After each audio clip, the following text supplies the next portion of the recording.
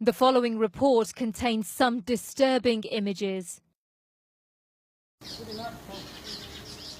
In the villages of Yemen, it's the children who suffer most. Wherever you go, you can see the human cost of this war. 7-month-old Fatima is weak and severely malnourished. She's one of hundreds in this area alone. Her mother Sarah tells me she won't stop crying. It breaks my heart, she says. The only thing Sarah can offer her child is water. She is so malnourished herself that she's unable to breastfeed. Dr. Ashwag Muharram took me from village to village. Each time we saw the same thing. Yemen has always been desperately poor, but the war has made things worse. With frequent airstrikes, it's too dangerous for people to leave this area. They rely upon people like Ashwag and the little aid she can deliver. Today she's here to visit another child who's suffering from severe acute malnutrition. Abdurrahman is 18 months old, but weighs as much as a 6-month-old baby. Born 1 month after the start of the war, he has been malnourished all his life, so he can't even walk or talk. Lactose intolerant, Abdurrahman can't digest normal milk. Before the war, the milk he needs was widely available, but his condition now is life-threatening. It's not just the villages that are struggling. This war has forced 600 hospitals to close down, and lack of supplies has pushed this central hospital to the brink. Children are the most affected by malnutrition.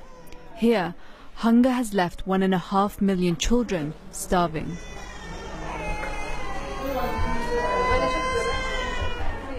This is 4-year-old Shuaib. His grandfather brought him here with fever and diarrhea. Malnutrition has meant his immune system isn't able to fight a simple infection. And severe shortage of medicine means the antibiotic he needs isn't available either. The antibiotics we have will not treat the type of bacteria that he is suffering from.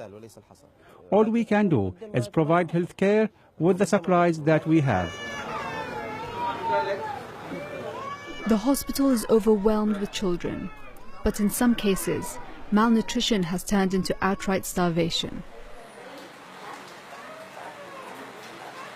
Salim is 8 years old. Once able to play and talk to his brothers and sisters, his mother says, although he's alive, it's as if he's no longer here.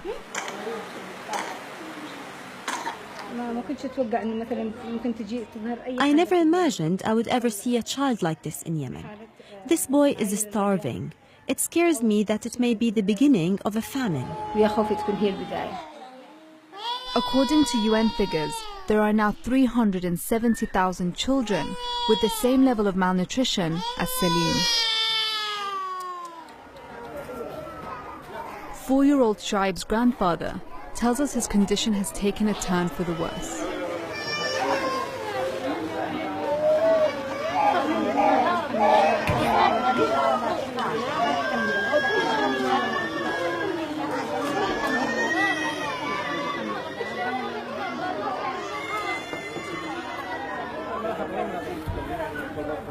He just had fever and diarrhea, and because they didn't have his medicine, he passed away.